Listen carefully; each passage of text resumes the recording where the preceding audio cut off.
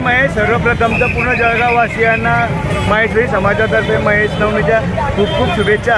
आज आमचं हे जे आयोजन आहे, रॅलीचं नियोजन आहे, हे समाजाच्या सर्व समाजांसाठी शांततेत जावे या हिशोबाने आहे आणि महेश नवमी आमची दरवर्षाच्या प्रमाणे नवमीला येत असते।